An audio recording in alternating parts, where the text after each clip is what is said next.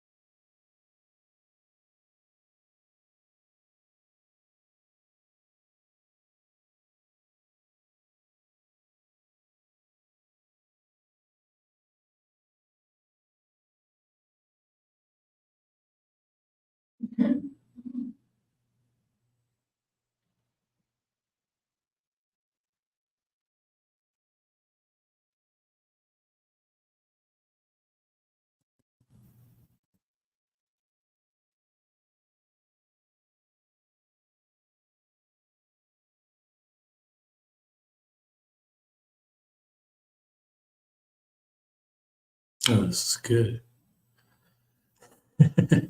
See, Twitter's been pretty active since, well, I was on Twitter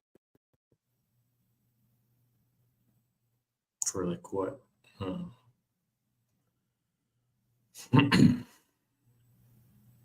2 hours ish. Yeah, I was off Twitter for a couple hours. Just go for a break, get a walk, grab some lunch.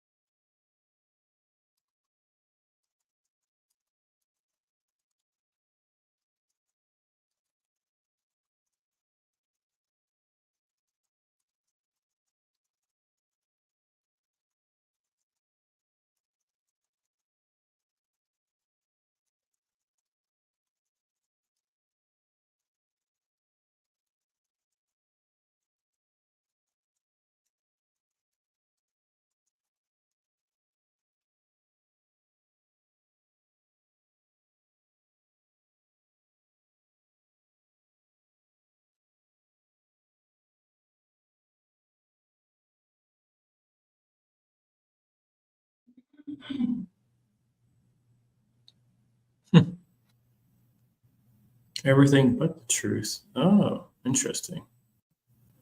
Um, so the flying theorist, what is the truth? Please do tell. Because if everything's but the truth, that means that everything I say is dishonest, and that's a pretty big claim to make. And that's a truthful thing what I just said. So that just the more I speak, the more you sound foolish. But I'm used to being around or just having conversations with nonsensical people like you.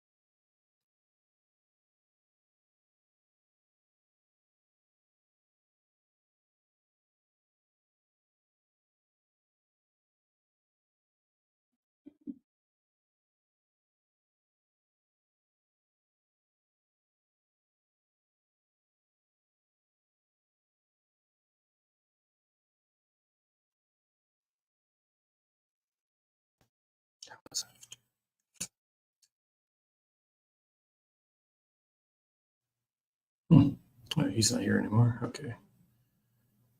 Um,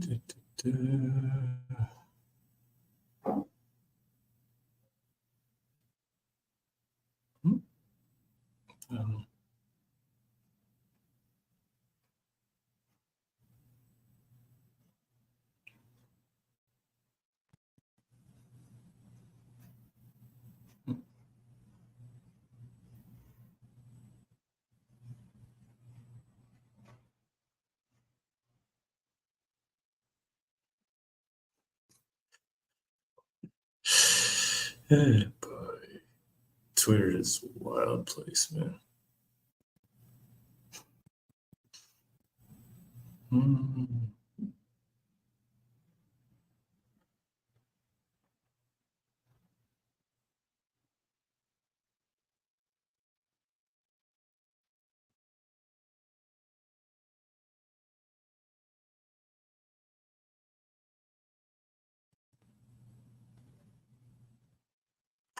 Okay, so I guess someone was here and is no longer.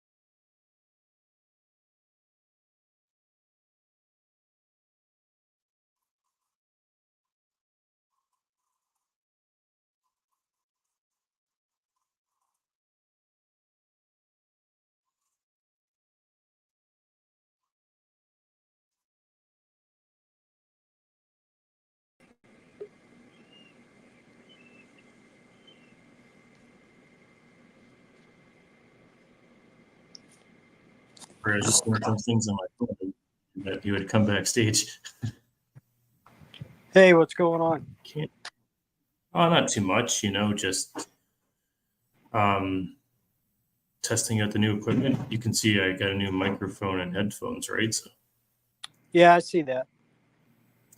how does it look to you? It looks all right to me. Thanks. Yeah, just trying to be a little more professional. My Hey, it's all good. no, for real. That's why I'm doing it. Yeah, like I said, it's all good to me. Hmm. I got Before I a did, buddy of mine who's blowing up my phone. He's a little on this. You know how people get when they're at a church for a while and they start to think that they're the arbiter of truth. yeah, Like I got a buddy like that right now, and he thinks let's just say he's projecting big time. He's blowing up my phone. I haven't even looked at the text right now because I know it's going to be projecting. Oh yeah. So I see that messages thing across the top of my phone every few so often. I know it's him, and I just know that. Well, I just don't need to look at it right now. Yeah. Yeah, there's a lot of that on there too, though. Yeah, I mean that's what we see every day on Twitter, YouTube, real life, right? People projecting their stuff onto us or others. Yeah. Because the truth of the matter is, Scott, it's not a. Oh yeah.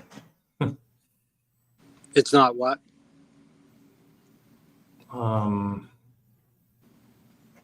Okay, I was going to say it's not comfortable to be honest with yourself.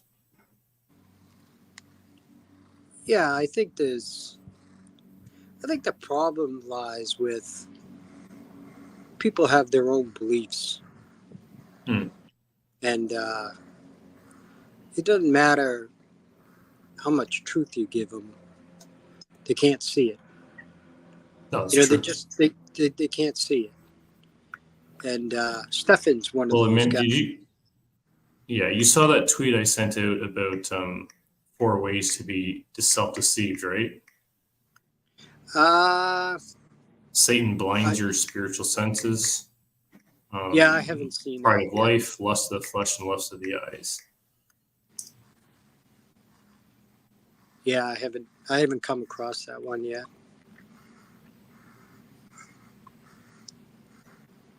I seem to always find myself in these. I post something and then it just enrages somebody. So replying, which it's quite amusing to me anyway.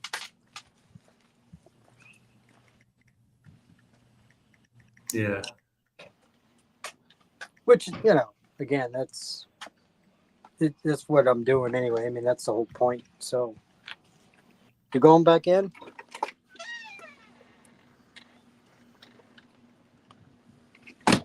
So, I don't know.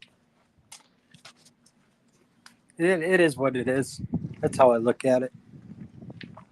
Mm-hmm. Yeah. Well, I had to open my phone anyway, because I needed to find something else, and I just skimmed over his text, which was just nonsensical. Yeah. Well, it's like the one I sent you yesterday, right? With the woman who said, "Yeah, the seals have been open and stuff," and oh my gosh, yeah. Because I registered for a karate tournament, and I had to find a number. That's why I'd opened my phone. So I just have it saved as Karate Dundas. Right? Now that I have the phone open, I can see the number.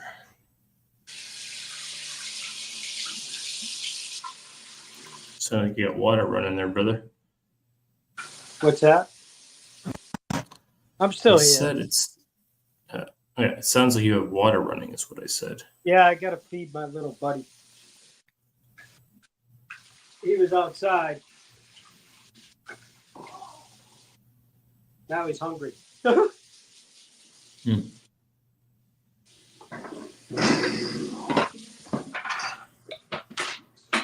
You know, he'll go out for a bit, want to come in, have a snack. Mm. You know, so.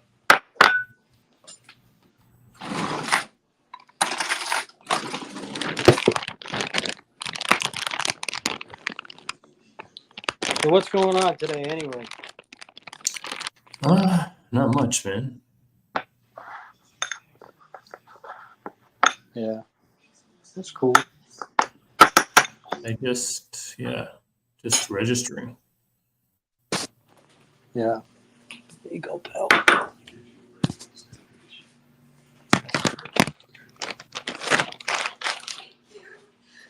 No, it should be good. I should be registered now.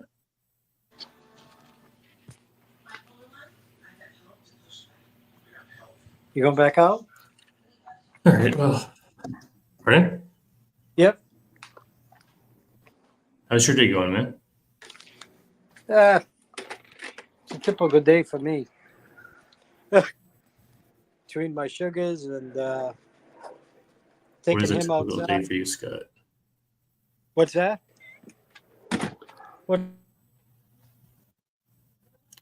So, what's a typical day for you?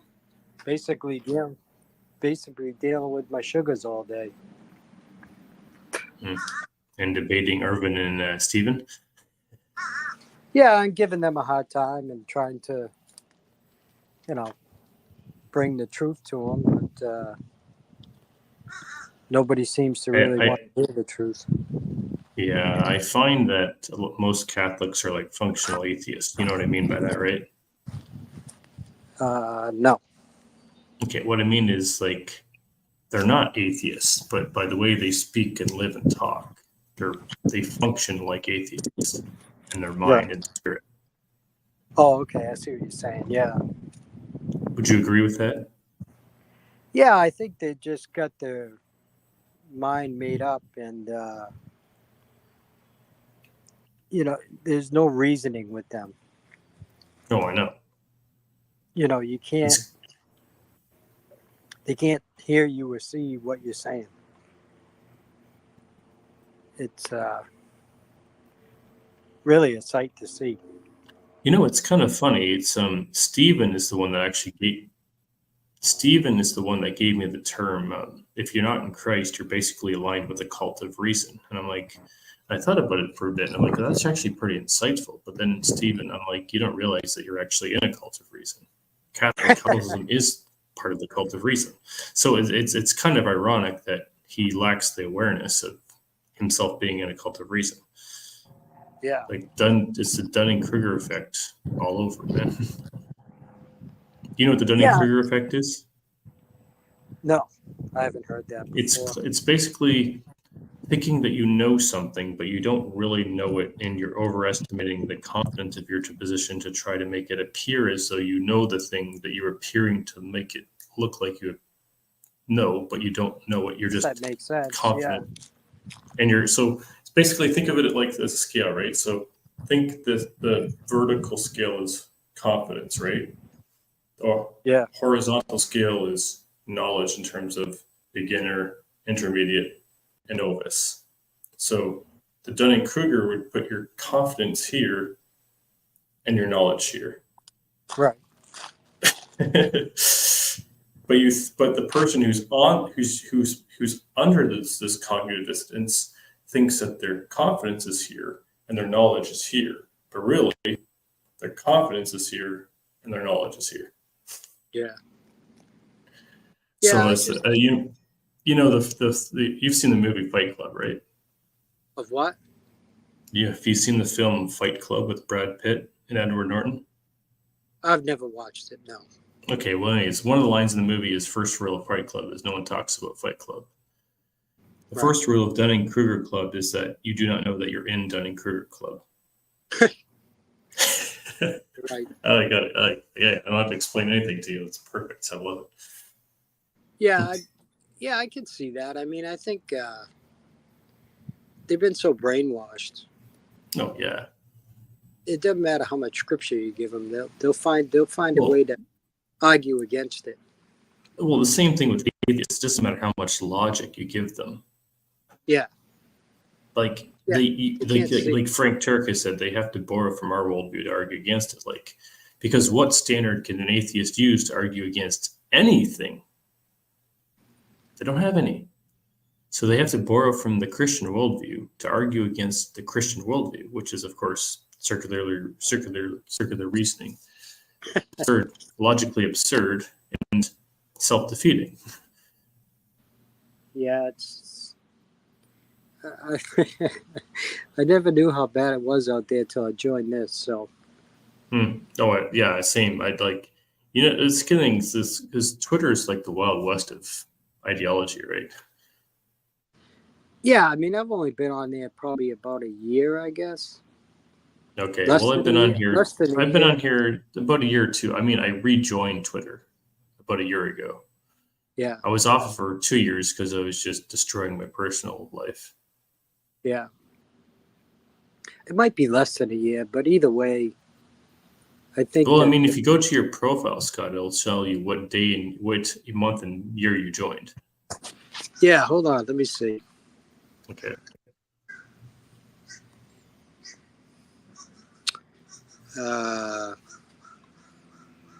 Okay, yeah, so a year, June 2023.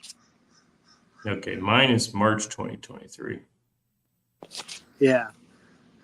So I've been on but the thing is, I joined at the end of March, so basically a year. Rejoined. Right. That's cool. Yeah. Oh, someone's here, but whoever is here is just a fly on the wall, not saying anything in the comment section and not waiting to join. Oh, then they're gone. As soon as they said something, as soon as they said fly on the wall, they left. That's funny. Isn't it the other thing is, I think some people on Twitter think that everyone else on Twitter has the same amount of time that they do, like to commit to being on Twitter, and I don't have the time. I mean, Yeah. I'm developing a curriculum. Actually, I'm going to pull it up on the screen. This is just like a rough sketch for now, but it's something. Got to start somewhere. So this is what I'm working on.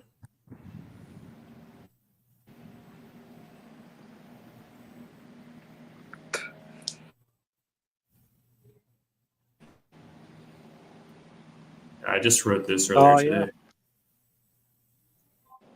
That's cool. Keep. Yeah. Pardon? So when do you plan on doing all that? Oh, yeah. Oops. Pardon? When? Yeah. Oh, that'll be sometime probably in like June. Oh, a couple months. That's not bad. Yeah, exactly. Oops. Where'd my file go?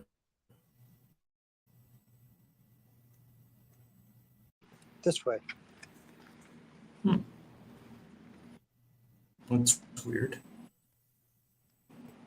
Just went away. Oh well. Not a big deal.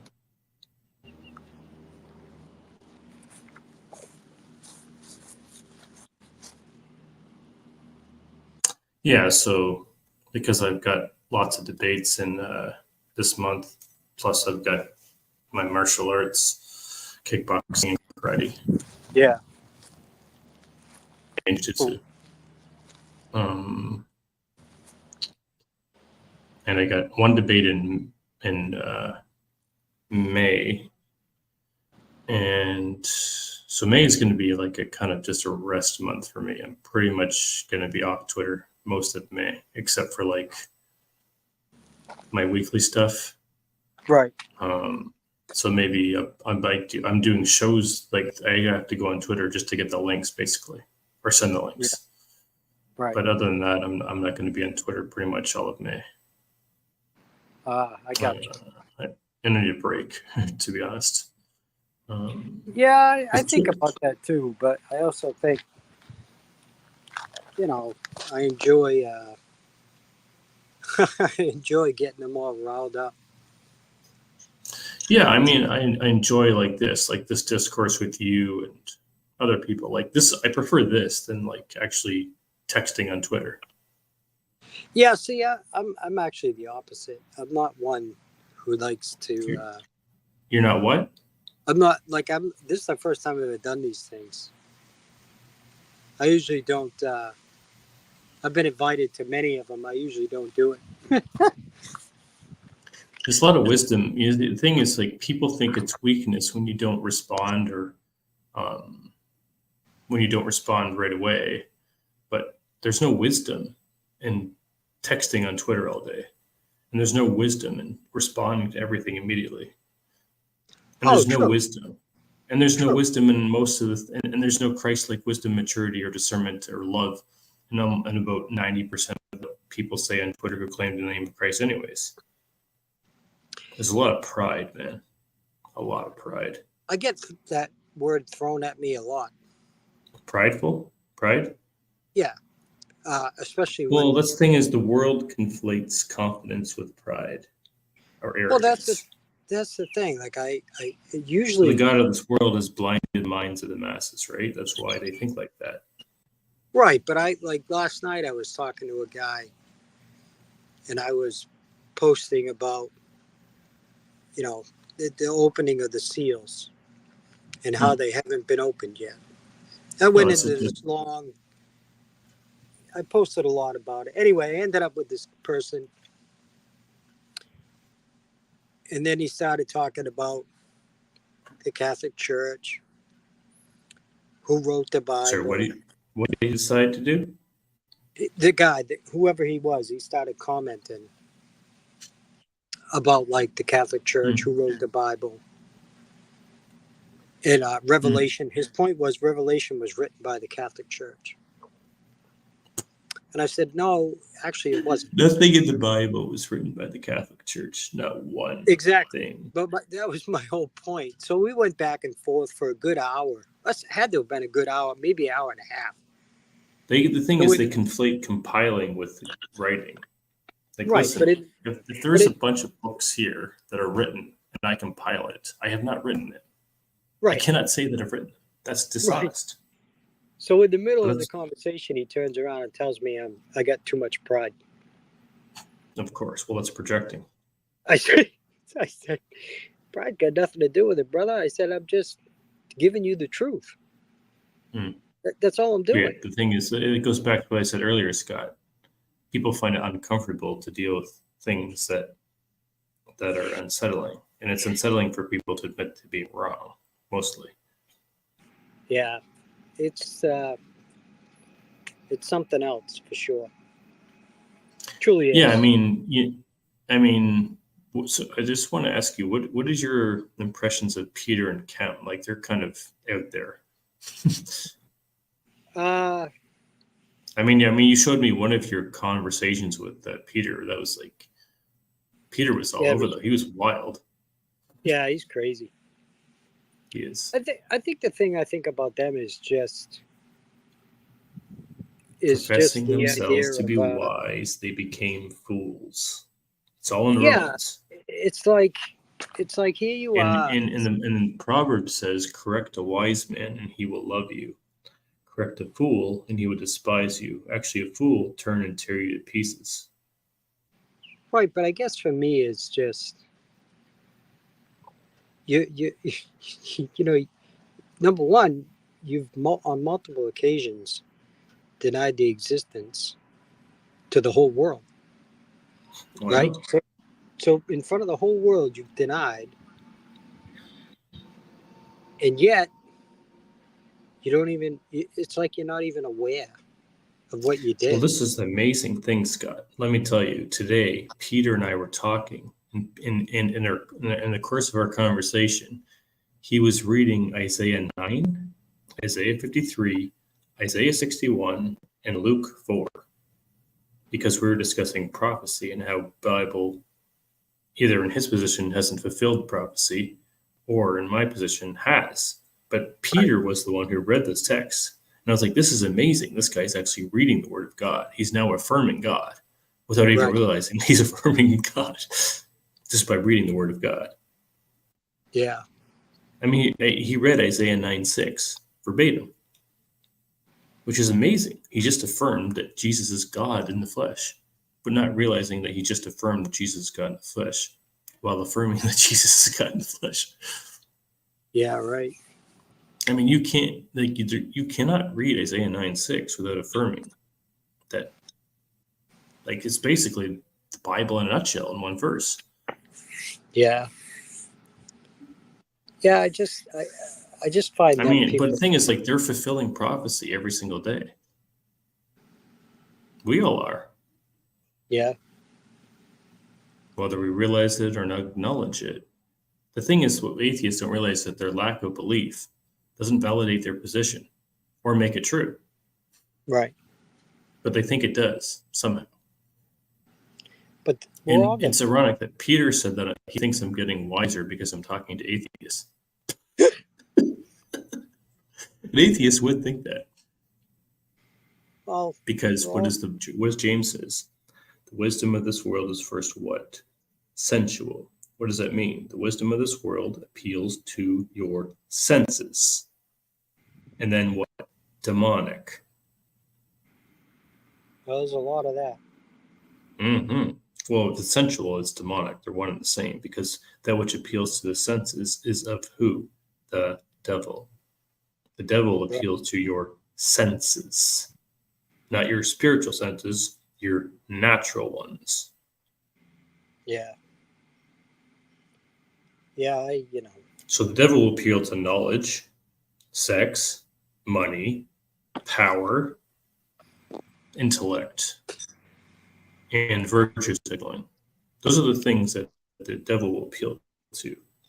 And what are those things will cover under? The pride of life, the lust of the flesh, and Yeah. But the lust of the eyes.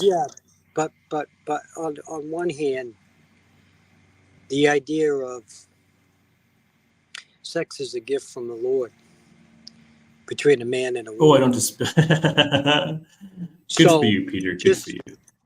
just like Hey, Peter, attraction, join us instead of talking in the side. just like attraction.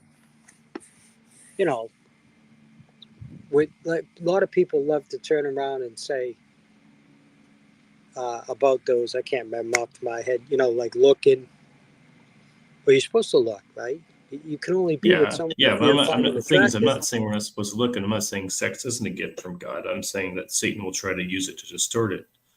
Right. Well, that's a That's gift. what I mean by sensual wisdom, distorted, perverted wisdom,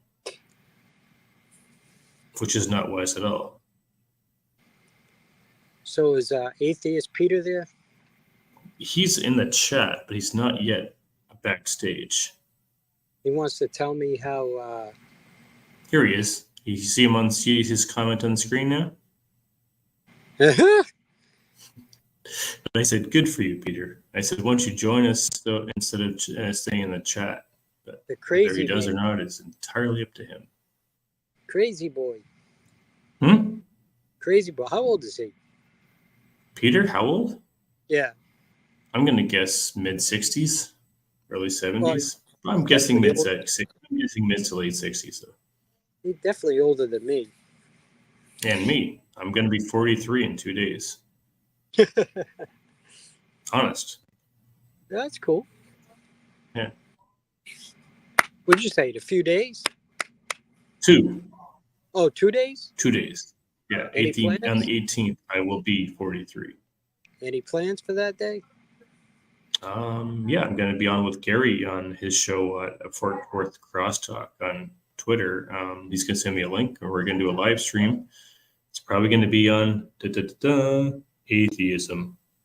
You hear that, Peter? Did you hear that? Oh, you heard that, right? I know he did. It's got to be pretty late in the Netherlands, right? Pardon? No, Isn't with it? Gary lives in Texas, which is only 1 hour behind us, or behind me, anyways. It's Oh, 3:44 now. It's 2:44 p.m. in Texas. Yeah, they're an hour behind me. Yeah, Peter is 5 hours ahead of me. So for Peter right now, it's 8:45 p.m. Ah, gotcha. For me, it's 3:45. I don't know about you. Yeah, I think it is. Yeah, it's three. You were in the same time zone. yeah. So Peter is 5 hours ahead of us, and Gary is 1 hour behind us. Where you live anyway? Pardon? Rob, what state are you in? Pardon? So what state are you in? Oh, I'm not in a state. I'm in a province. I'm in Ontario. Oh, okay. So Canada, right? Yes, Canada. Yeah. Okay. All right. That's That's cool. usually where provinces are. I've been there. Got family up there. You been to Canada? Yeah, I got family up there. Yeah. That's cool. When have you been to Canada most recently? Not recently, but No, said when have you been to Canada most recently? oh, that's been years. But when I was a kid growing up, been there quite a bit.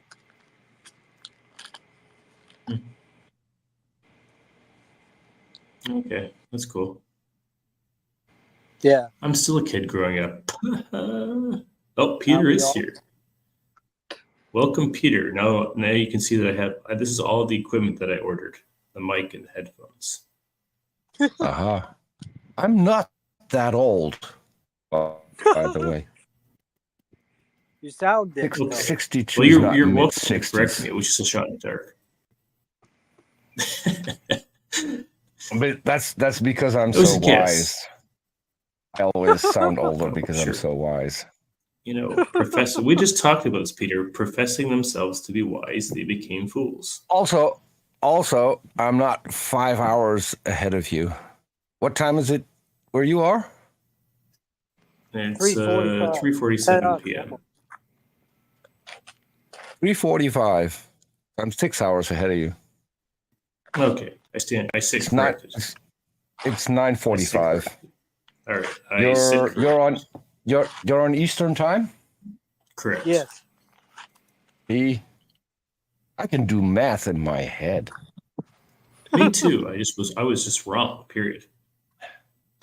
Yeah, it's not a big deal. I mean, No, it's not. I'm I glad you hate said times. I hate time zones anyway. I'm wrong at least twice a year because then we go over to either daylight savings or normal time, and then that screws me over for at least several weeks until everything's equal again.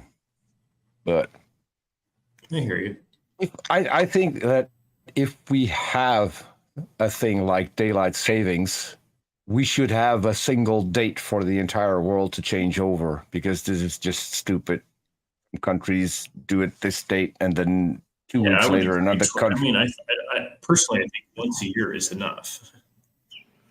Yeah, that wouldn't work, because if you do it once a year, you're going to get earlier and earlier and earlier, or later and later and later. Or not at all. I'm okay. I think we should just have. None at all. I think we should just have one time for the entire globe. Oh yeah, but how you can do that with Vancouver waiting all the heck over on the West Coast and But Africa, it wouldn't matter. Asia, it It doesn't wouldn't matter. matter. No, because we all would be in the exact same time All the globally. time. But Yeah, I suppose that's then- true. I think then it would for just- you- I think it would- for Go you, because the British invented time, so they get to pick first because they're GMT, which is the whole world is based on. I So guess, yeah, that's true. Longitude, things would latitude. change for me as well. For some people, it would mean that PM is in the middle of the night and AM is in the middle of the day. Yeah, So, so it would definitely but- take adjusting. Yeah, but it would Like take the- some getting used to, but it would That's just the help. dumbest idea I've ever heard of. Lots No, of getting because used to if adjusting. It's the I dumbest. I host shows where people join from 5 different time zones. So That's what's crazy. that got to do with in a anything? So if we want to plan a show, fact of the matter is I'm that- the guy who needs to know what time it is for everyone in order to plan a show. Listen, It would be much easier if everyone was on the same time. Yeah, let me make this simpler for you. It doesn't matter if you change the time zone or not, because at the end of the day, they're either going to be talking to you at night or early in the morning. So Yes. even if you change the time zone so we're all in the same time, it's still going to be But either AM or PM. I'm not the only one getting it So wrong you haven't solved doing anything. time zones. A lot of people get it wrong doing time zones. Yeah, but you haven't changed anything. You're not It wouldn't- changing anything. It would make things easier for people wouldn't, because- who work with either coworkers all across the globe or followers all across the globe, because everyone would be on the same time. It's But still never gonna mind. either be AM or PM. It doesn't matter. It's what have you it's just a solved? joke. We were making a joke. Okay, I thought you were I'm really sad, Scott, that you don't have a sense of humor, but we'll That's- explain it to you off air. that didn't sound like a joke. You sound like you're being serious. Yeah. That's what's called a practical joke. All right. Yeah. My misunderstanding. I have Never a mind. friend who's being difficult. Good thing I know martial arts. Hey, Peter, are you still the one in the chat too? Am I still the one in the chat? Yeah, because it says I have one person watching, but Yeah, I then see that's I'm probably. in the chat. I'm still and in the you chat. here, so- okay. Let me check. Yeah, it's just you and me, according Okay, to and Scott. the YouTube chat. No. Scott's not in the chat. No, There are I two didn't say Scott people- was. There are only I two said, people in the Scott's chat. in the live stream is what I meant. Scott's in the live stream. Yeah. That's what I meant. On the chat, I'm there's worse. just you and me. Correct. And I might be a little sketchy because I'm still rendering the show we did earlier today. I didn't know. I wasn't going to do it live, so I recorded it just in case. But it was a really good show, and I think people should watch it. So Yeah. But I have it saved Because- on my laptop, but I haven't uploaded yeah, it. you dropped off because you had problems, so I cut that entire part and Okay. made it into one show. So it's That's good. a little bit better for people to listen to. Yeah, But that's good editing. So then what, I what ended- were you doing for that like 20, 25 minutes when I was out? Say again? What were you doing for that 20 or 25 minutes where I was out? Or I cut out? Nothing. I just sat and waited. Because you didn't say anything and you were breaking up a little bit. I thought, well, it's probably internet problems. And if that's the You were case, close. Rob What's that will trend? either let me know on Twitter or anywhere else if he can't join. Oops. And now you removed yourself from the stream, Rob. That's not how that was supposed to work.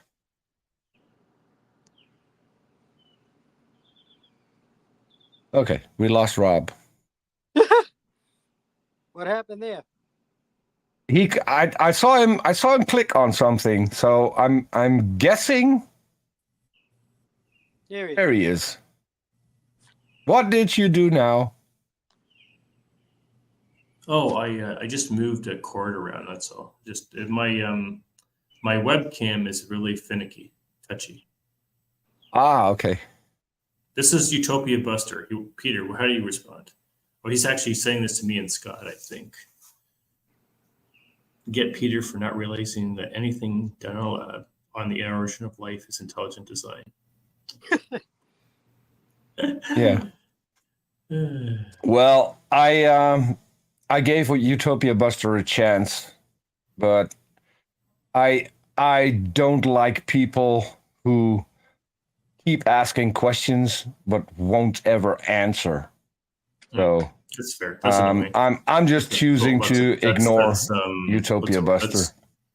That's more than annoying. If people ask questions and never answer questions, that's Exactly. childish. That's childish. So we had a show earlier today, and I think that was really cordial. I think you were very sincere. I was. Because the way I can tell is that at some point you said, I don't know. And that's an honest answer. And not a lot of people are able to say that because people want to pretend to be smart. Yeah, no, if I don't know something, I'll say I don't know. I'd probably said I don't know at least half a dozen times in that show with you. Yeah. It was a good conversation. So I hope people will go over and watch it. I don't feign knowledge, Peter. If I don't know something, you ask me a question to something I don't have knowledge of, I will just tell you I don't know. Mm-hmm. Yeah, me too. I don't feign knowledge. No, and I think no one should, because that's to me that's the thing dishonest. is we all have limited knowledge in many aspects. Yes, but we have the ability to learn, and we've got the internet. So basically, there's no limit to what you can learn. If you really want to, there's wisdom to what you should learn, and how much time. Well, depends. Well, The question for you, Peter: what's the difference between knowledge and wisdom? What's the difference between knowledge and wisdom? Mm-hmm. Knowledge is what you know. Mm-hmm. Wisdom is how you handle yourself in the world, I would say. That's there are people who would say that wisdom is something else. Wisdom is knowing a lot. No, it's not knowing a lot. No, I think if you're wise, then you know how to handle yourself in order to get along with your fellow people, in order to make for a better world. I think that's people who do that are wise. Sure. Other people are stupid. Agreed, but I'll just say that I'll just give you the terms and what they actually mean by definition. So knowledge is right. Knowledge is what you know. Mm-hmm. Wisdom is the practical application of knowledge. Yeah, I think there's a little bit more to that, but that's my opinion. Yeah, I'm not saying that that's the definition. Yeah, I'm not saying that that's the standard definition. I think there should be more to that. But there's also more to knowledge. Knowledge is what you can demonstrate to know. So you're cutting it. That might be on my end. As I said, I'm still rendering the show from earlier today. Oh, okay. Utopia Buster is blowing up the comment section. Yeah. Some people like to be the center of attention. That's okay. I'm the exact opposite. Yeah, I'm always curious. The more you try to justify your position, the weaker your position appears. No, I'm always curious what other people think, how they think, and why they think what they think. Same. We are the same that way. Yeah. And the sad part is no one ever wants to know what I think, why I think it, and how I came to the conclusions that I've come to. Which is weird. Actually, that's not true. I am curious about those things. Well, okay. Ask away. But you're usually asking me questions, so I don't have a chance to really go back to you. Well, so yeah, that's a bad habit, I think. Mm-hmm. It also comes with the territory. If you've been on YouTube doing shows, having theists on. It's kind of I think it's Scott, become a habit. felt like he was getting sidelined. No, go on. It's all Are good. you sure you're good, brother? I'm all good. But if you Okay. have questions, Rob, fire away. I'm here to answer. Peter, what Sure. led you to the conclusion that the Bible, God, and Jesus are all untrue? Oh, that's an easy one. So I read the Bible, and I read the Bible for the first time when I was an adult. I think I was 22 at the time, 22 or 23. You read it cover to cover? Yes. And the reason I read it is because I went into the army, and my direct superior was a guy who basically had his own kind of cult here in the Netherlands. And That's kind of he had a pretty fraudulent way of funding the cult and keeping his salary as well, which didn't sit well with me. Yeah, in the Netherlands, so if you donate money, you can have a tax deduction for half of it. So what he did every month, he donated his entire salary to his ministry, then got a tax deduction, and because he was in the high tax bracket, he got about half his salary back. And then he got his salary from the ministry and put it back in his own bank account as salary from the ministry. And I thought that's the guy who knows how to make the system. Yeah. That's the guy who knows how to make the system.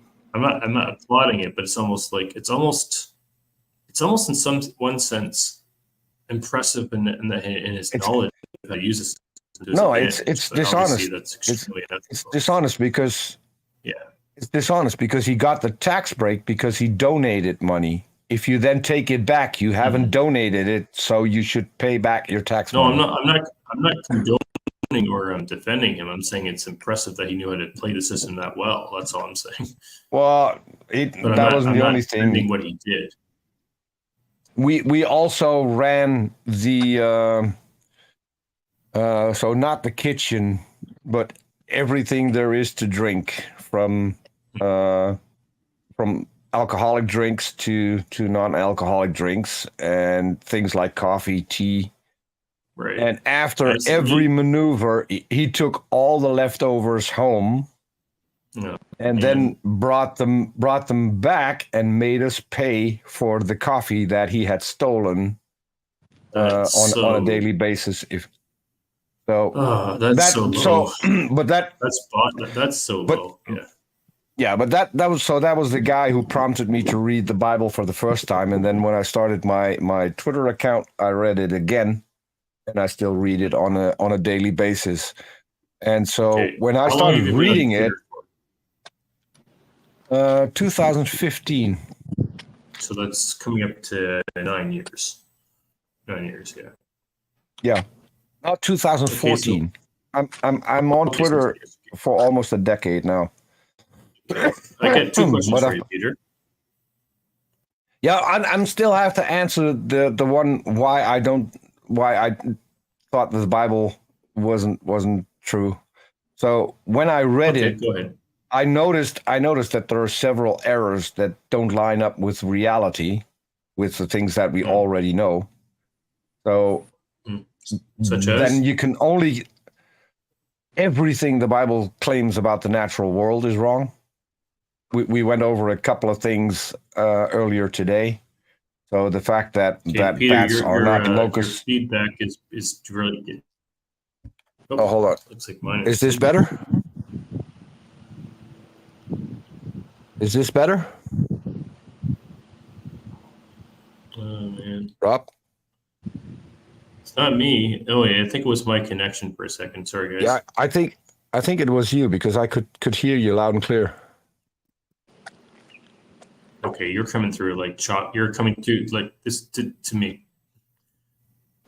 Hold on. Now I hear you loud and clear. Okay. Yeah, I had my my video editor up, so that probably took over the memory then. Okay, Peter. My question was in regards to what you were saying, though. I was going to ask you, when you were 22 or 23, how long did it take you to read the Bible then, and how long did it take you the Bible when you joined Twitter about a decade ago? I think it took me a couple of months to read the entire thing front to back, and How long? I 3 did months, you it. said? A couple of months. I can't. I honestly don't remember. When I read it for the second 2,000 time, page that's book, so that's impressive. when I read it for the second time, it took me a little less because I had more time to spend on reading because I was only working part-time. I only worked 4 hours a day. So, and then I had it on an audiobook. So that's Oh, you did really audiobook, helpful okay. too. Yeah. So Then you can absorb just listen through- to it. Then you can just Yeah, listen yeah, I to hear it you. while you're doing I hear you. other stuff. I hear you. Now, you can observe a lot of things that way too. Oh yeah.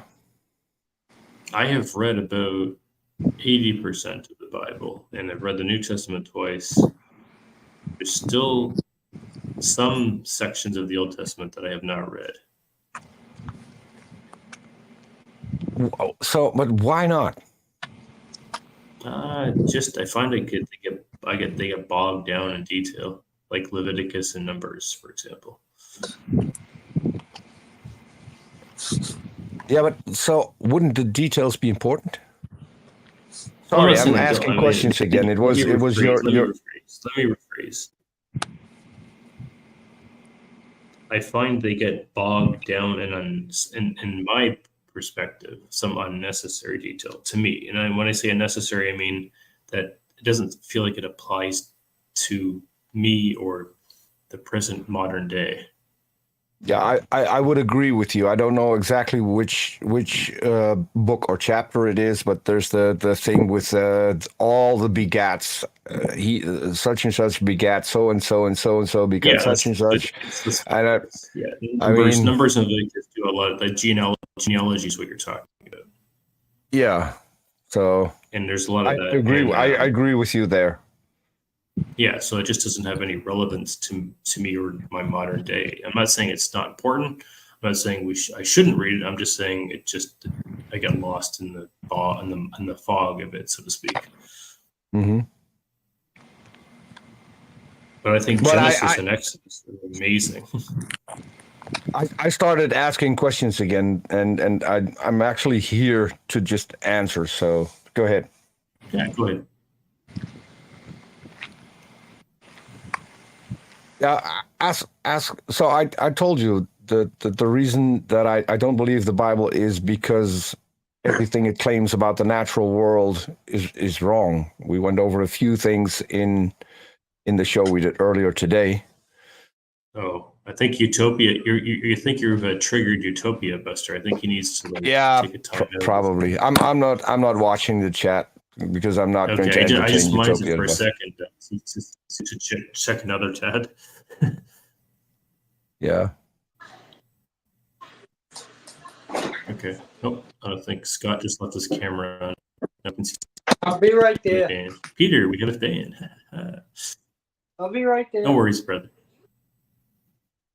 We heard you. Oh, Utopia Buster is asking what errors are there in the Bible, Peter. Several. But I don't want to entertain Utopia Buster. I mean, I want to talk to people who are sincere and honest and cordial, and Utopia Busters, none of those. Okay, I'm sincere. I want to know. You want to know? So we went over a couple. What reason do you have? We went over a couple. Yeah, I want to know. I remember the what's it called? The insects thing. The locust. The locust. Leviticus. Yes, and that's demonstrably false. Yeah, and bats being either birds or insects is also false. Then there's the best way to start. Yeah, the best way to start with this is Genesis. So the creation account doesn't line up with Mhm. what we know, which came first. So Come on. Who is we and what do we the know? Earth didn't Be come. specific. We know that the Earth didn't come before the Sun because the Earth couldn't have formed if the Sun hadn't already been formed, because there would be no accretion disk for planets to form around a star. That's just how. That's Okay. just physics. Okay. That's basic physics. Okay. That finds what you said funny. What's that? Oh, so you were laughed at something he said at what Peter was saying. Well, he's saying the sun was the Earth wasn't formed first, is what he said. Yeah. Because you can't have an accretion disk if you don't have a star already, because there isn't enough gravity to attract the material needed for planets to form. That's basic physics. That's not even high school. That's middle school physics. Mm.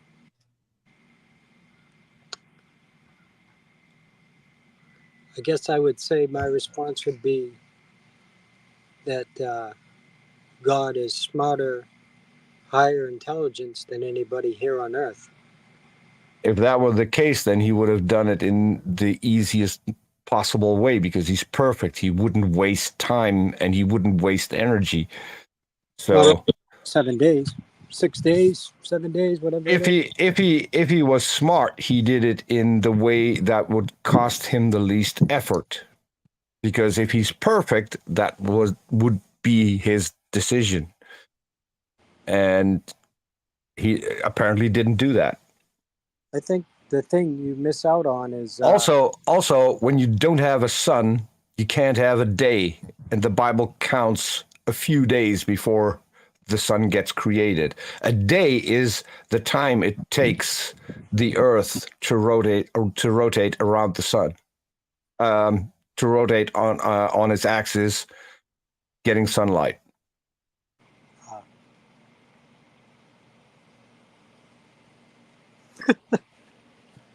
So if you don't have a sun, you don't have a reference point for your day to start and end.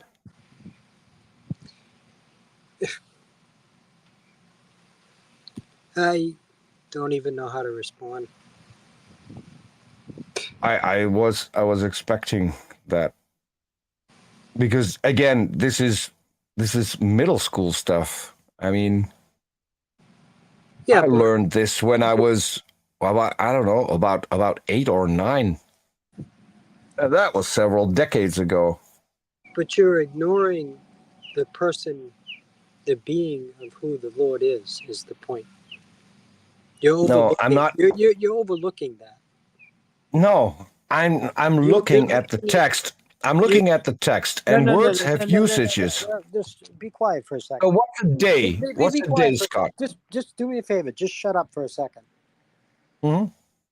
I'm not talking about what that says. That's not what I'm talking about. That's not important. Okay, I'm not talking about. we agree.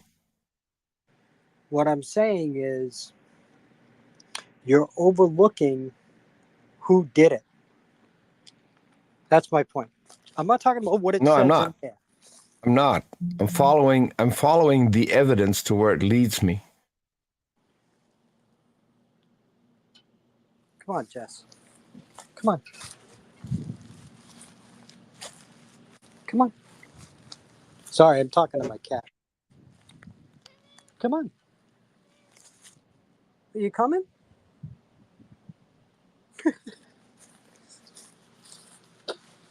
So, Rob, that was an answer to your question. That was at least the start of it. Right. I appreciate it. Sorry, I just And responded there's a to, lot. something. And there's a lot more than that. I'm sure.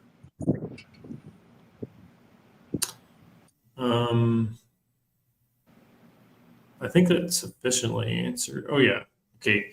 Maybe this is another. This is you haven't answered this question yet, but I did ask a lot. I asked Go ahead. very. Why do you reject the historicity of Jesus as a historical person? Well, there are several reasons. So, according to the Bible, he was born both, I think it was 3 BC and after 6 AD.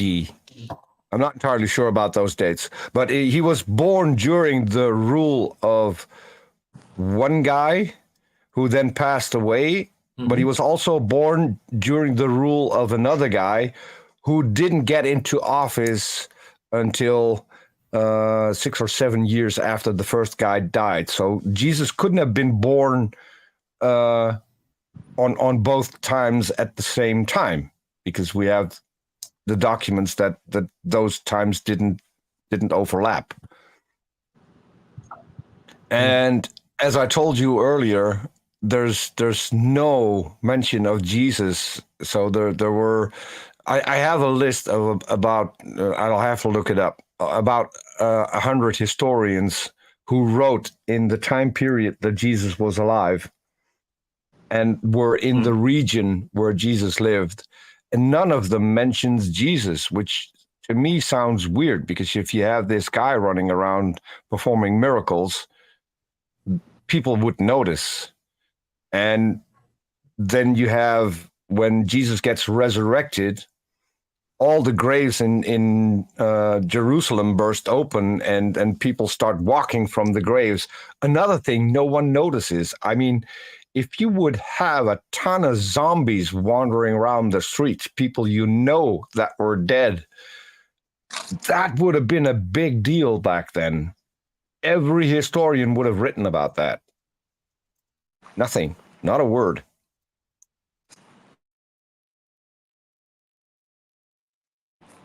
Mm.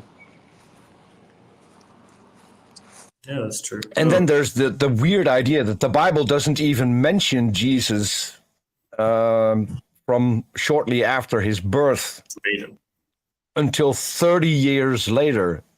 So yeah, there's a reason for that. That was because of his ministry. There's a reason for that, because there's one, the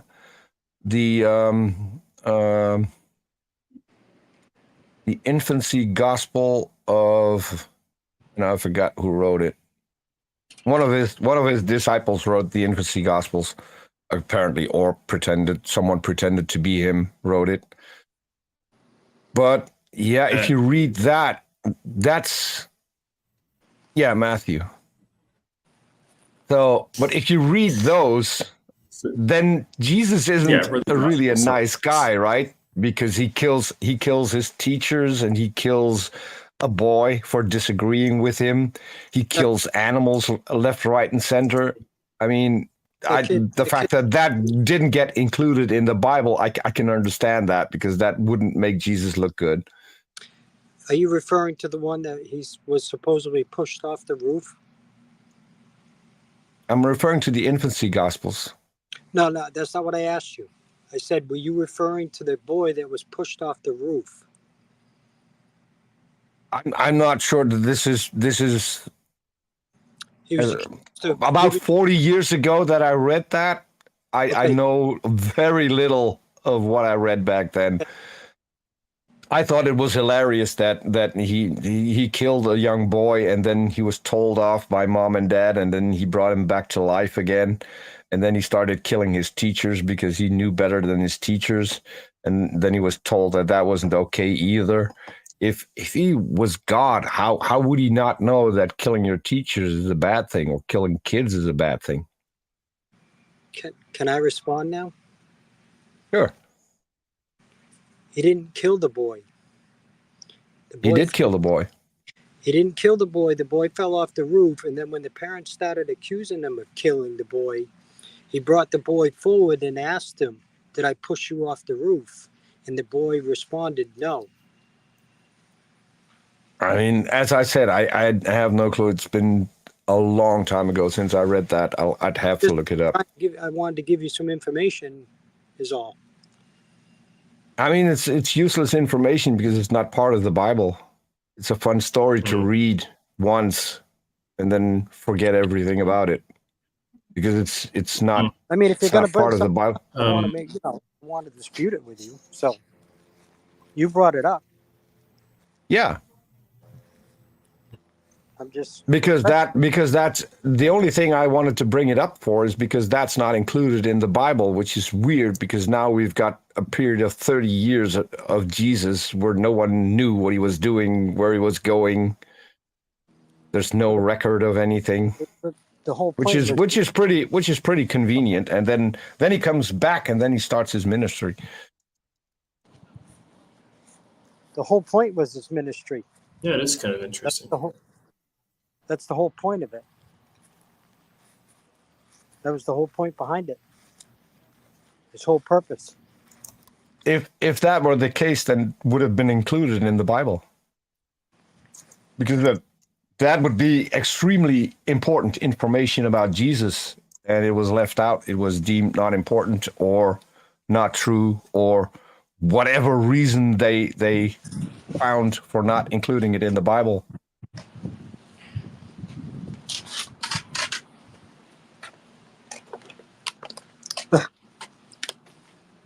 But go ahead, Right, Rob. so, Next Peter, I have a question. for you. Yeah. My question is in relation to the Gospels in the early church. If the Gospels were fabricated, then what sense would it make for most of the early Christians, if not like 90-something%, to be persecuted, run out of town, or killed if it was fabricated? You cut up a little. You said the Gospels were fabricated? No, that's not what I said. But I said if the Gospels were fabricated, well, what sense would it make for the majority of the Christians of the early church, from the Gospels to the end of Revelation, to be persecuted, run out of town, or killed? Oh, that's an easy one. That's an easy one because we see that all across the globe still today. Muslims get persecuted in Israel. Jews got persecuted in Europe. You're using a false equivocation for your answer. No. I'm just trying to explain to you that people holding different beliefs can go very, very wrong. I'm not saying it always does, but it can. Right. And so when the first Christians came about, that was a time where Rome still believed in different gods. Right. So the first mention of the word atheist is actually referring to the Christians at those times, because the Christians denied the existence of what they then thought were the real gods until one of the emperors thought, hey, we better incorporate this religion into our state because that's going to be helpful over time. And he wasn't wrong. So that's when everything changed. So the persecution thing, I mean, it's not strange. It still happens today. Different religions don't want other religions to take over, and so they will persecute them and kill people. Sadly, it's a thing. I wish it wasn't, but yeah, me too. I mean, my best friend is a Christian. Some of my best friends are Muslims. I don't see why them believing in gods and in different gods should make them bad people if in reality, if in my interaction with those people, they are both good people. I'm friends with a Christian that I had on my show a few years ago. I think I told you about him. So he sends me rapture dates, sometimes 3 different rapture dates a week. And Really?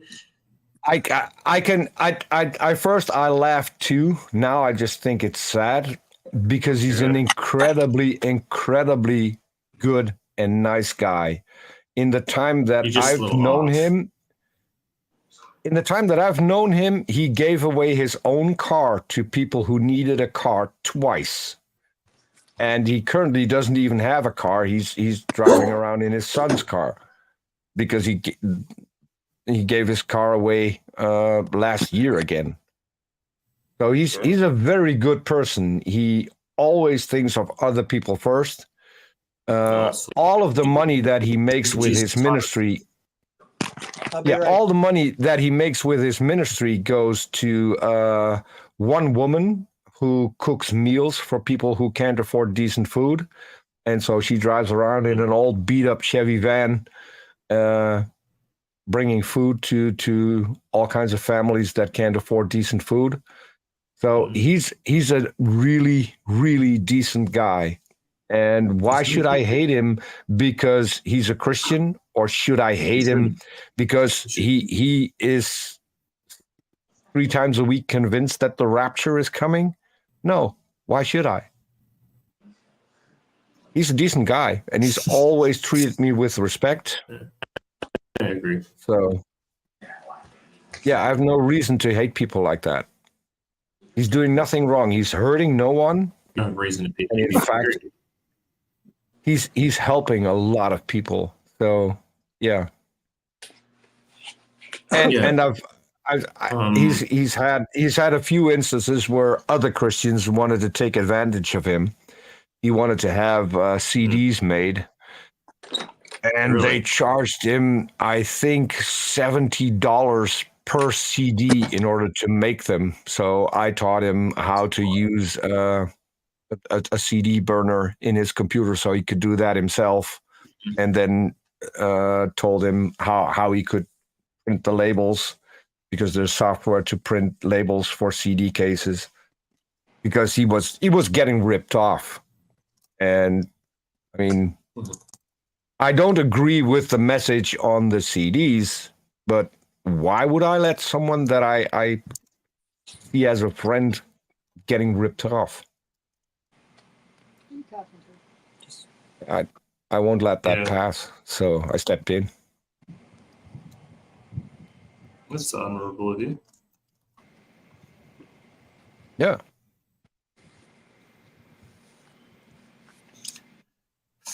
So, Peter, you there? Yeah, I'm here. Okay, I have another question. It's kind of a tag team for this first question. No problem.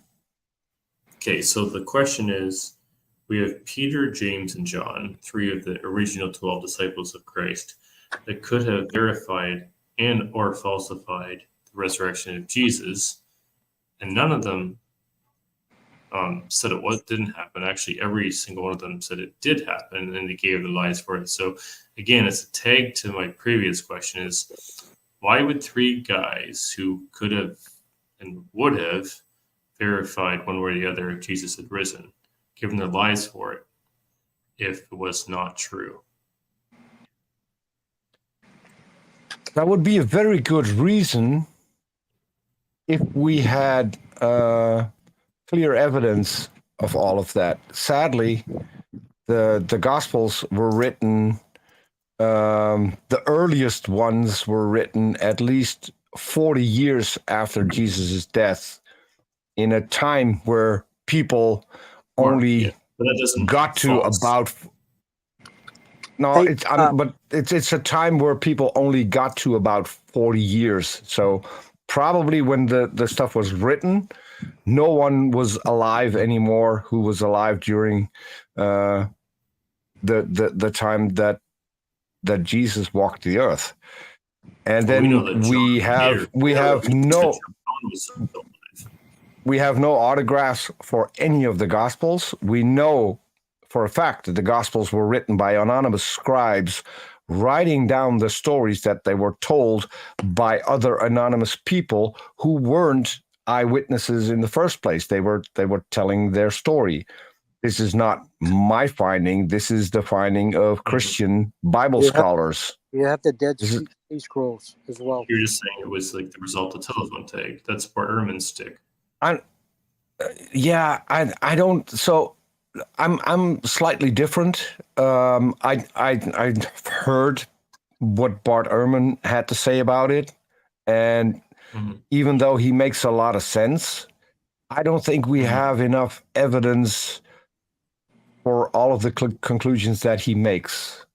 So, and if I can't be sure of something, then I can tell people that that is what happened. There are a few things that we know. We know that the writers of the Gospels weren't the people that they're attributed to. We also know that those were anonymous scribes writing down stories that other people told them about the disciples of Christ. So that's what we know. That's what Christian scholars unearthed while doing their research. So I'm going by that. I think those people, first of all, they're Christians. Second of all, they spend their entire lives not only studying the Bible, but tracking down the Bible's history. So I think those are the experts in the field. And if they come to a consensus, all come to the same conclusion, that's what I'm going by. Because if I want to dispute it, then I'll have to do the research, get into the region, and get into the older documents, trace down the entire history. And I don't think that I have the time and the money for that. So I'm just going with the experts the same way I go with the experts when it comes to computers and cars. Now you know. Now you know how I feel about the phylogeny argument. I just don't have the time to do it right now. Oh, but the phylogeny challenge is different. The phylogeny challenge you can do with a simple bit of research online. Same thing goes for Arn's challenge. It still requires time, Peter. But it doesn't require a lifetime. That's what I'm saying. Okay, that's fair. I just don't have the time to go to it right now. If you want to learn about evolution and you want to take Arn up on his challenge that he can prove evolution to your satisfaction, I think what you put in is about 8 hours a week or something. So that's not a lot of time. Hmm. That's a little over an hour 8 a hours day. a week? No, that's not. And I mean, Yeah, it's about an hour and a half or so a day. Yeah, less. So,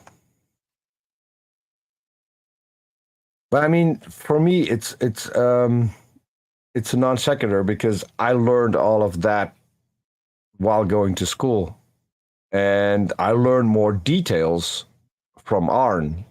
But the basics, that's what I was taught 40 to 50 years ago.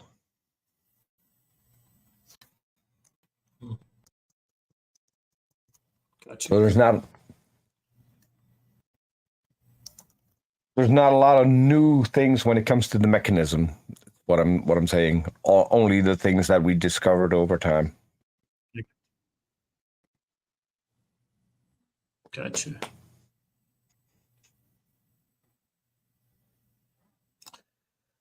I gotcha.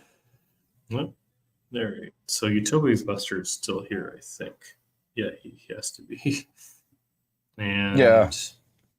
I'm just letting him. I'm just letting him doing his own thing. I'm ignoring him for 99.9% of the time.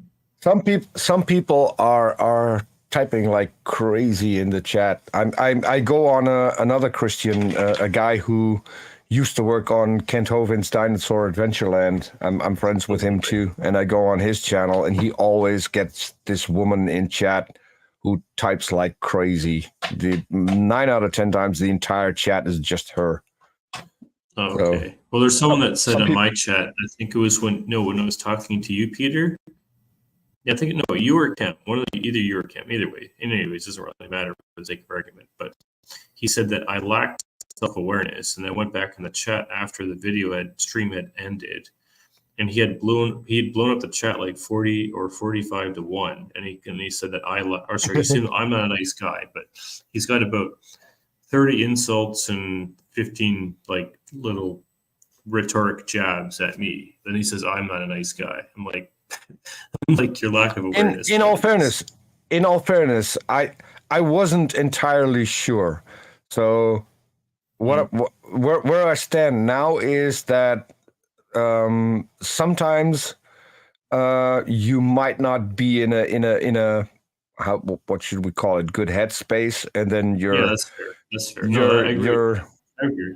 And I'm the same. I'm the same, by the way. I'm not saying I'm not. I wasn't that way in that stream though. That's what the point was. I was as cordial. No. As I am now in that stream that I'm talking about. But I understand what you're saying. I understand your point. Yeah, but I'm referring to that person. I don't think that you're a bad person. I think you have mood swings. Some people have those that are stronger, and some have that are less strong. Usually dependent on how much rest or lack thereof I get.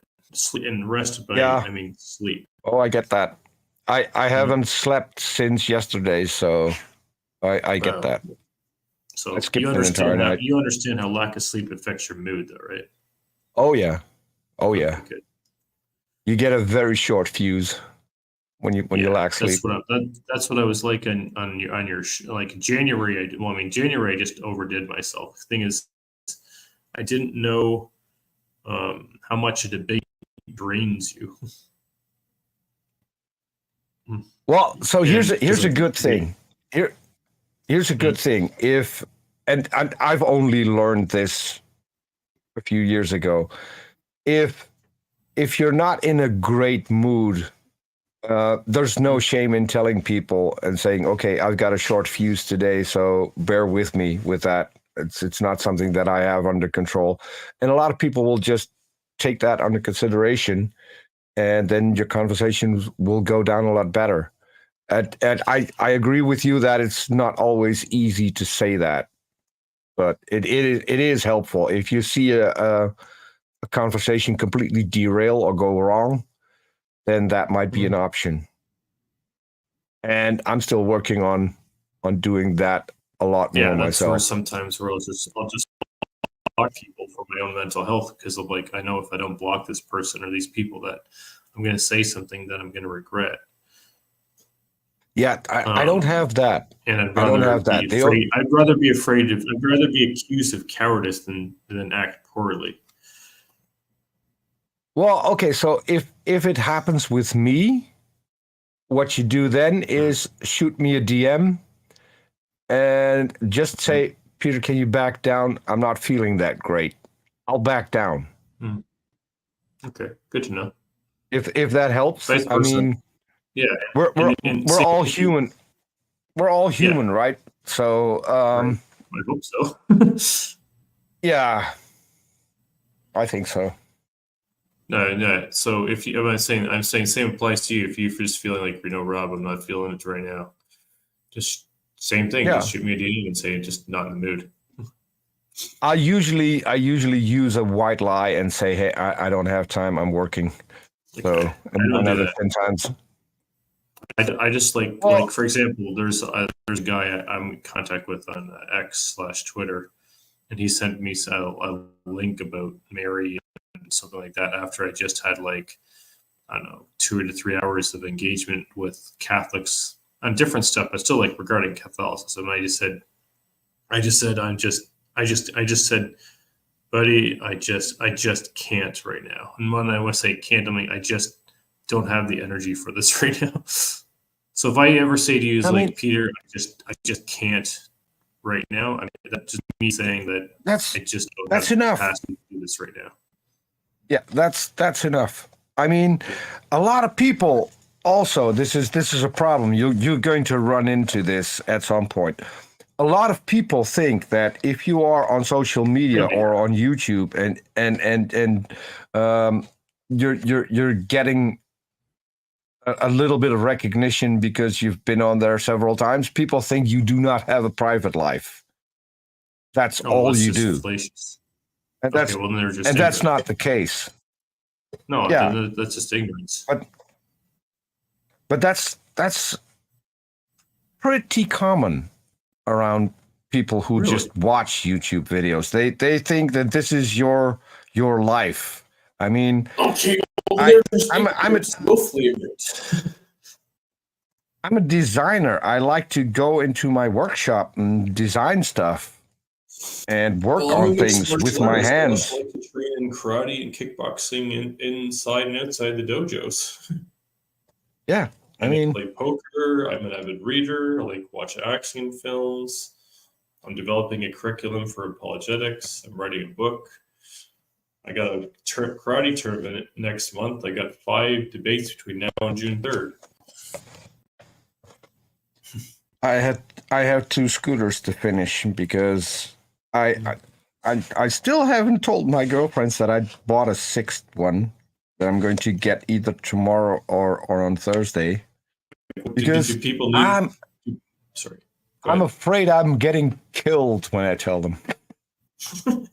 Because That's funny. it started out with one, and then I urged both of them to get one of those as well. So we had 3, and then I wanted 2 because I wanted one for the good weather and one for the bad weather. And then both I had turned out so nice that I wanted a 3rd for the bad weather, because the one for the bad weather I don't want to take that out in the rain.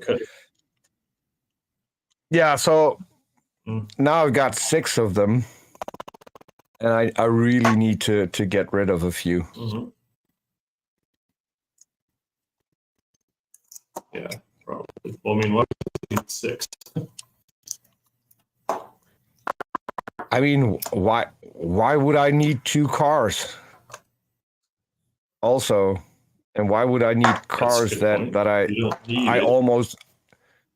Yeah, and the cars I can't even afford anymore because of the gas prices. Yeah, I've heard that you guys have astronomical gas prices in the UK, in Europe. Yeah, I mean, I had 2 V8s. Yeah, those like 351 cubic inch and a 440 cubic inch. So they need a lot of gas. They suck a lot of gas too while they're in motion. Yeah. So I just think it's kind of weird that people think that if you spend some significant amount of time on Twitter that you have no personal life. That's weird. I would never assume that about people. Yeah. People can be really stupid at times. I mean, that's just the thing. Just sometimes. I mean, I'm now Arn Ross producer, so when Arn is on some shows, he will have people get in touch with him directly. If it's someone from the chat who wants to get in touch with him, they go through me. He will give out my email address. And you get really, really weird people every once in a while. People who think that if they send an email, Armin is sitting behind his computer waiting for the email to arrive and then immediately answer it. Oh, so I mean, little that's... thing. Yeah, no, it's just them being completely unaware that people have an actual life. Okay, so they're just oblivious. Yeah. Unaware, lacking self-awareness. But I mean, I've worked in the music industry. People do this with singers and band members as well. They think that they're just there to talk to them, and it's mind-boggling. That's baffling. So I think that because maybe they're a fan, they bought their music, that somehow they have a right to like access for an interview or a conversation. Yeah, I mean, I'm an AC/DC fan. Pardon? And and so the guitar player from AC/DC lives a couple of miles down the road from me. And when I heard that when fans go up to his house, he will take the time and talk to them, it still took me a couple of years before I thought, okay, let's go and try this out, see if this is really a thing. Okay. So, and I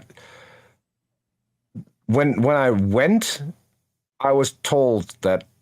So I had a little bit of free time, and I was close to his house, and I was told by a guy, "Hey, you can go visit Angus, and when you're back, because there was a strike on the German border," and so that was my first time, and he let me in, Your and audio's we had cutting out a little bit, Peter.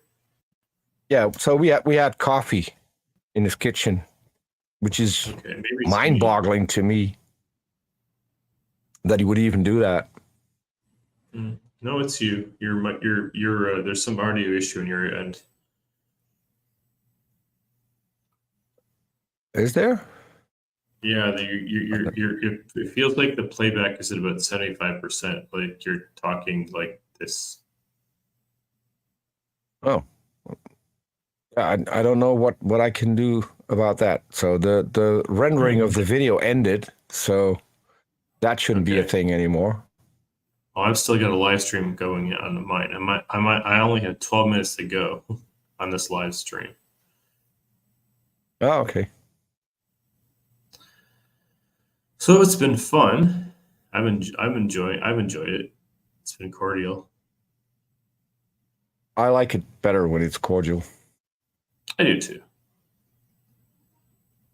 There are And, a few people. There are a few people that aren't even capable of that. You'll come across those in time.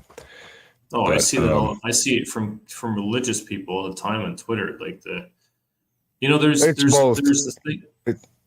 It's both. There are some very obnoxious atheists on Twitter as well. Oh, for sure. You'll find those. Oh yeah, I've come across. I find when it comes to being like on the like I'm talking about the fringe elements. The fringe elements of atheism and Catholicism are almost the same in terms of how hostile they are. Yeah, and that's the weird thing, because why would you be hostile? If you think that you have it because right, and you want to convince if you want to convince someone else, the worst way to do that is to be hostile. I agree, but the insecure people think that they try to mask their insecurities with pseudo-intellectualism. It doesn't work. And that's when the insults come out, too. Oh, yeah, for sure. But did you have any more questions?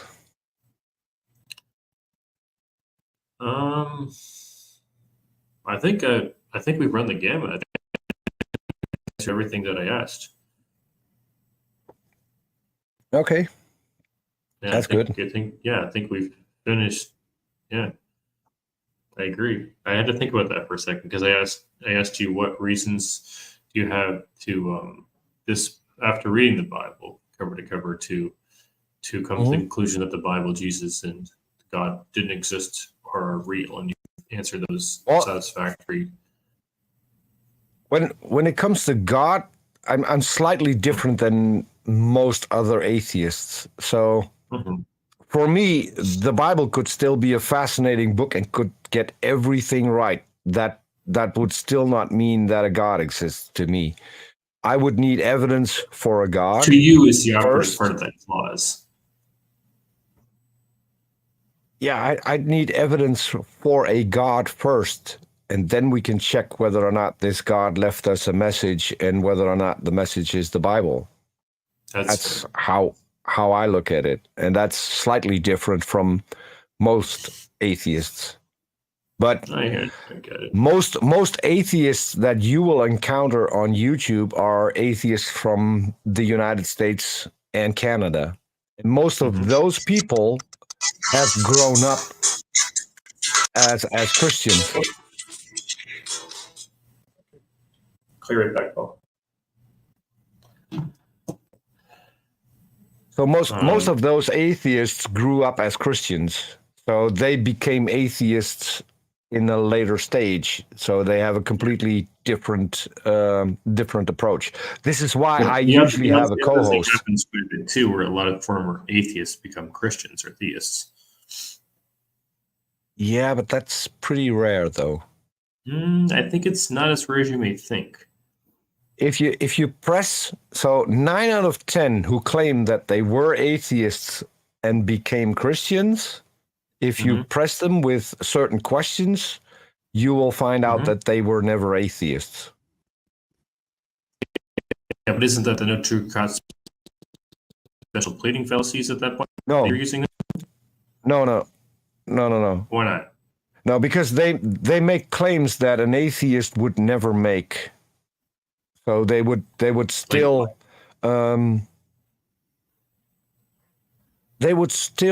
see God as a person, not as a fictional character during their atheism.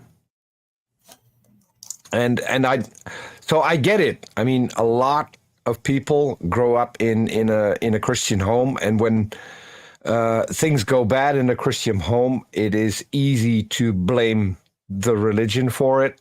And that's when they get literally mad at God, which is where the argument, you're all mad at God. I'm not mad at God. How could I be mad at something that I don't believe exists? That's, to me, still one of the silliest arguments ever. It would be nonsensical.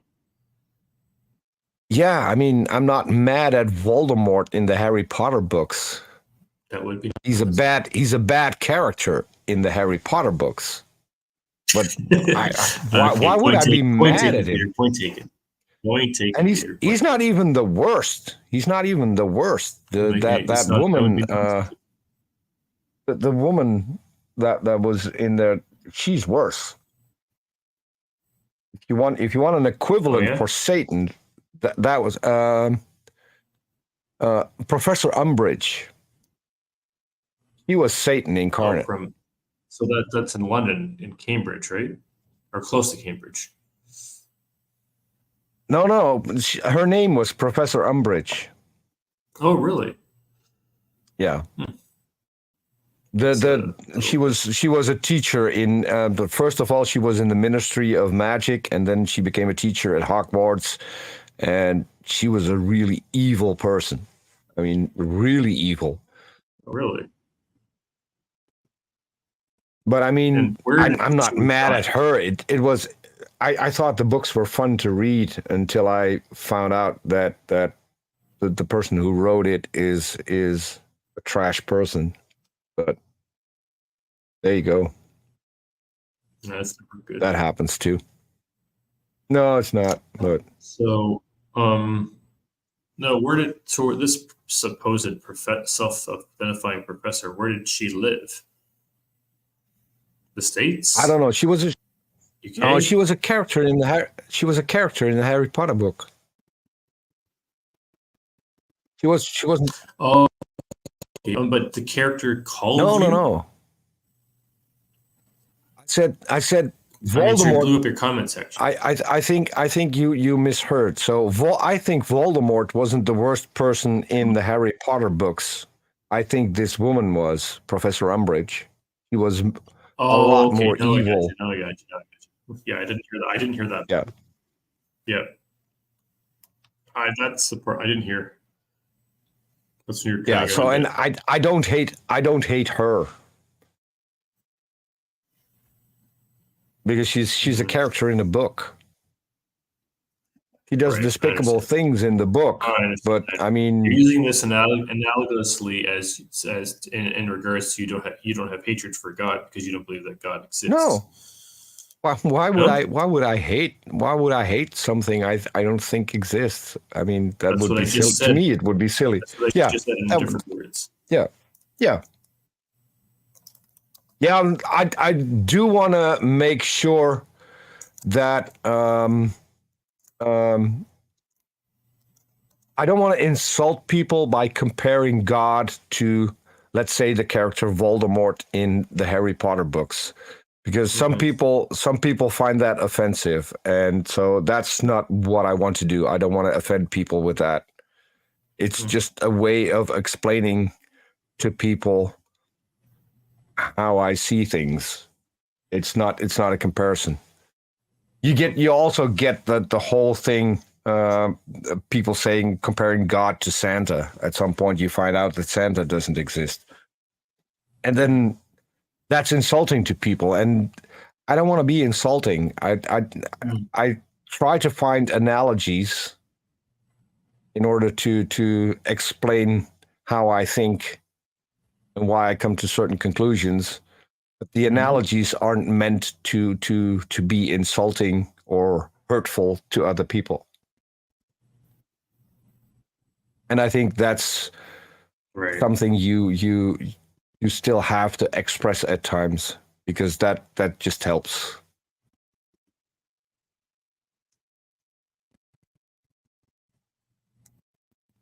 Yeah, I agree.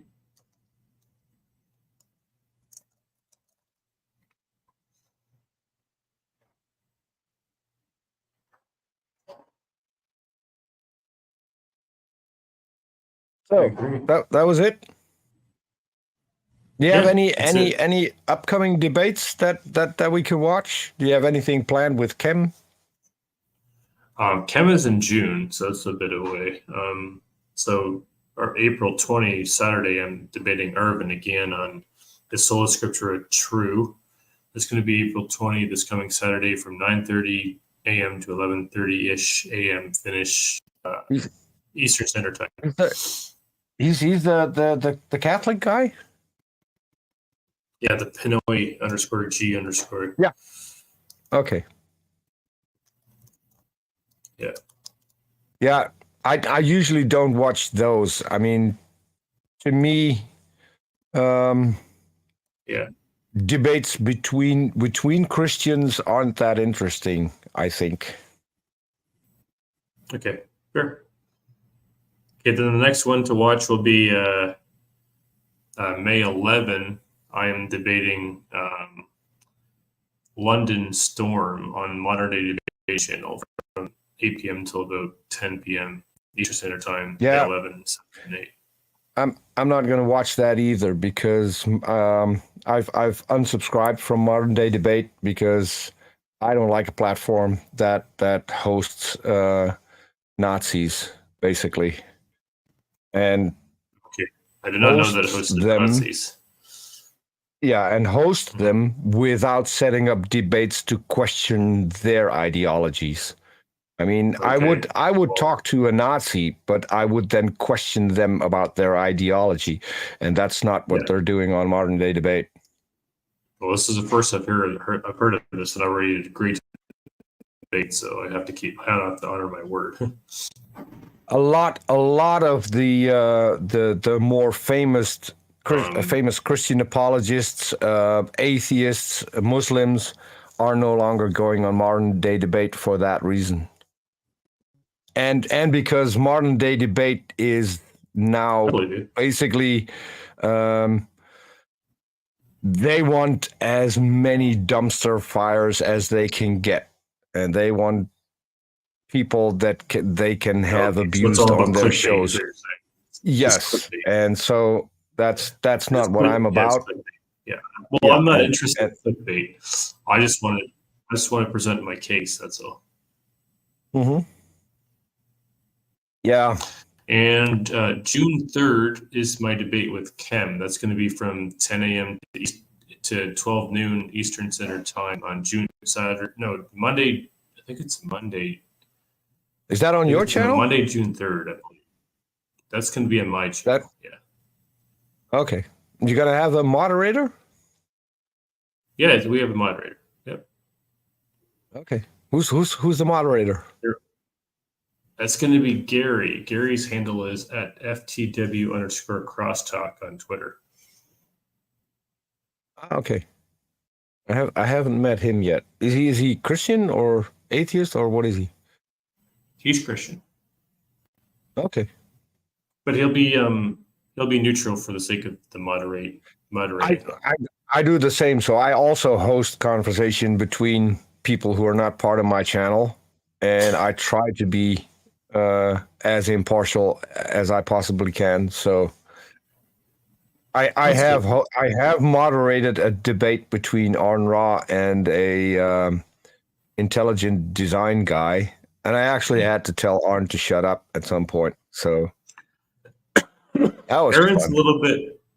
Aaron needs to call. Aaron needs some calm sometimes. He's a little bit too on edge, a little high strung. So you had a conversation with Arn, and Yes, I was watching Okay, watching that live. Okay, let me think Arn, for a second. Peter, just stop talking for a second. February, March. That was about almost 3 months ago now. yeah, but Arn was pretty cordial with you, and you want to know why? Vice versa. Yeah, but do you want to know why he never blew up when he was talking to you? Sure. Because you gave him honest answers, and you didn't at no time did you give him the idea that you were lying. Mm-hmm. And when that happens, you can have a decent conversation with Arn. If Arn figures out that you're lying to him, being dishonest, or he'll become Hulk basically. that's when he just has a short fuse. He's been in this business, for lack of a better word, too long to have patience with people like that. And I get that, because I tend to go that way myself sometimes, and I still want to try and get myself under control, so I'm not. But I mean, it comes with the territory. Peter, this is a good question, I think. The question was, what do you hate? What do I hate? What do you hate? Yeah. I hate people who are dishonest. I hate people who, and this might seem weird, but people who lie. Well, it's the same thing.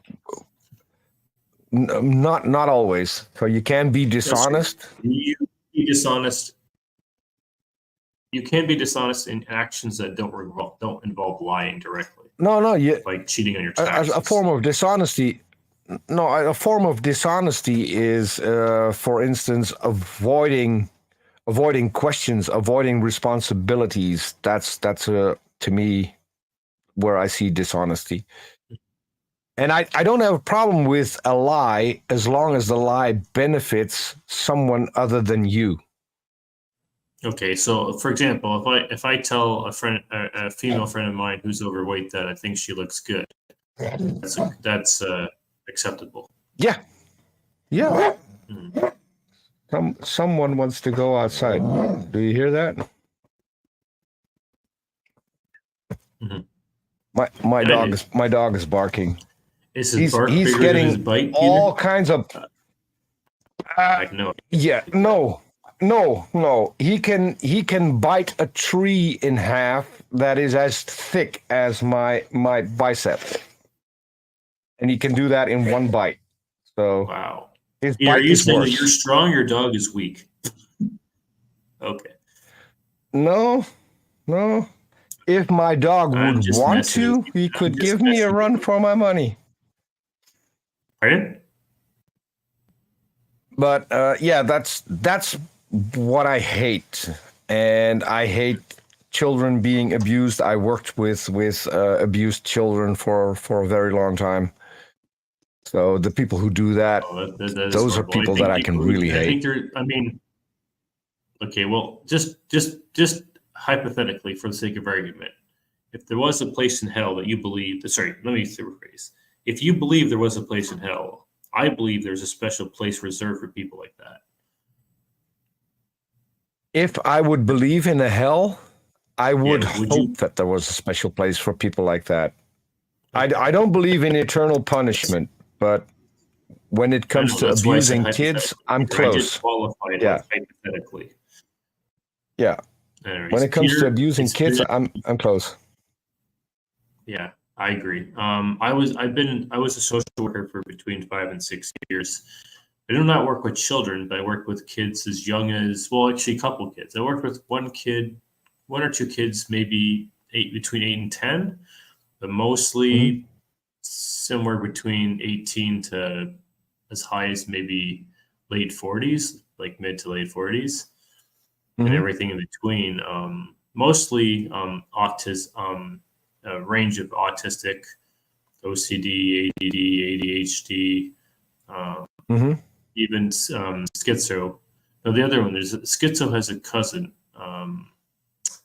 schizoaffective, something like that. It's close to it, and so just like super, like a lot of nonverbal too. And nonverbal get really aggressive because they're not understood. I mean, you can't understand them. They get frustrated because they can't communicate with language like we are, and because they can't communicate, that they get frustrated because their desires are not being met, and it's just a vicious cycle.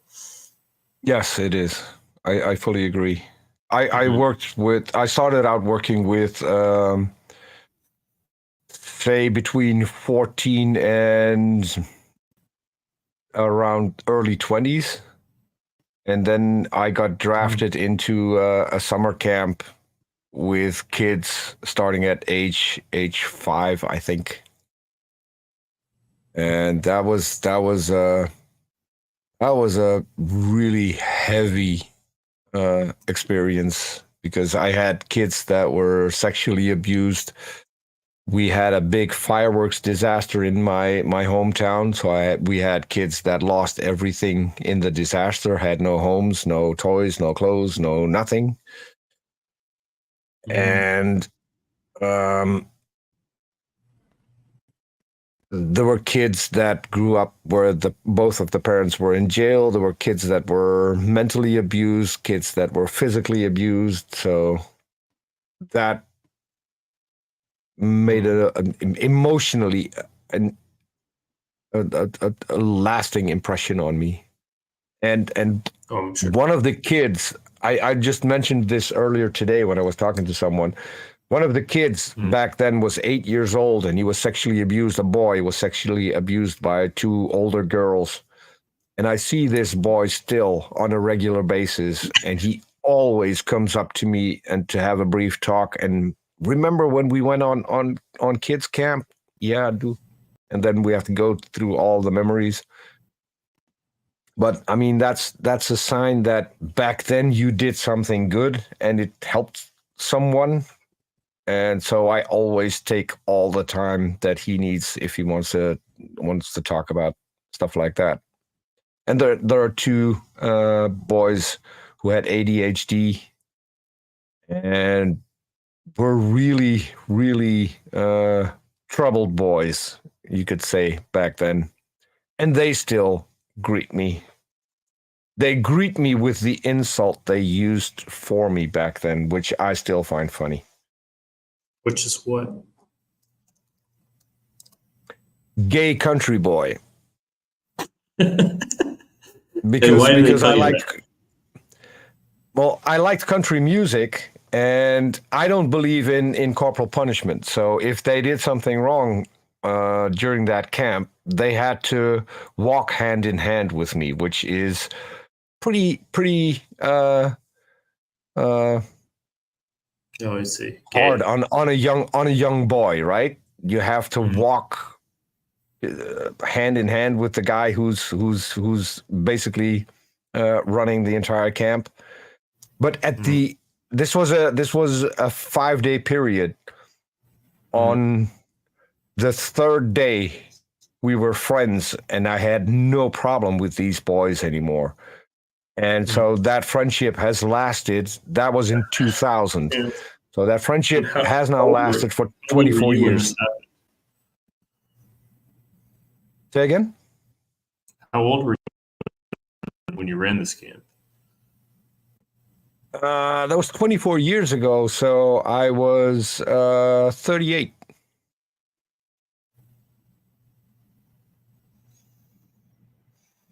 Okay. Did I say that right? Yeah, it was 38. 37 or 38.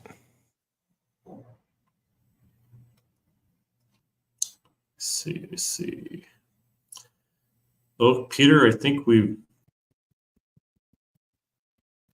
Did we little fill over, the time? but we have filled the time, but my stream is still going.